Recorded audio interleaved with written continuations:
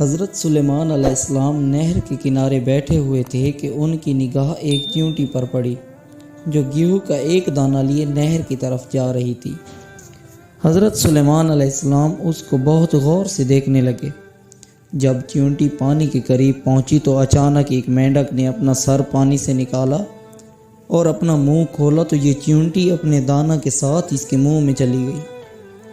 مینڈک پانی میں داخل ہو گیا اور پانی ہی میں بہت دیر تک رہا۔ حضرت سلیمان علیہ السلام اس کو بہت غور سے دیکھتے رہے۔ ذرا ہی دیر میں مینڈک پانی سے نکلا اور اپنا منہ کھولا تو چیونٹی باہر نکلی، البتہ اس کے ساتھ دانہ نہ تھا۔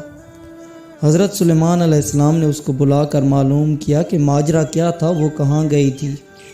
اس نے بتایا کہ اے اللہ کے نبی، آپ جو نہر کی تہہ میں ایک بڑا کھوکھلا پتھر دیکھ رہے ہیں نا، اس کے اندر بہت سے اندھے کیڑے مکوڑے ہیں۔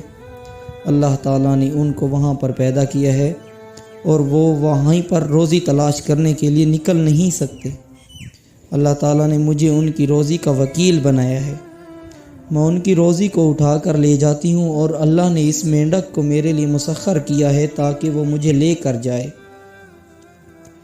اس کے منہ میں ہونے کی وجہ سے پانی مجھے نقصان نہیں پہنچاتا اور وہ اپنا منہ بند پتھر کے سوراخ کے سامنے کھول دیتا ہے۔ میں اس میں داخل ہو جاتی ہوں۔ جب میں اس کی روزی اس تک پہنچا کر پتھر کے سوراخ سے اس کے منہ تک آتی ہوں تو مینڈک مجھے منہ سے باہر نکال دیتا ہے۔ حضرت سلیمان علیہ السلام نے پوچھا، کیا تو نے ان کیڑوں کی کسی تسبیح کو سنا؟ تو چیونٹی نے بتایا، ہاں، وہ سب کہتے ہیں، اے وہ ذات جو مجھے اس گہرے پانی کے اندر بھی نہیں بھولتا، اے وہ ذات جو مجھے اس گہرے پانی کے اندر بھی نہیں بھولتا۔ قصص الانبیاء۔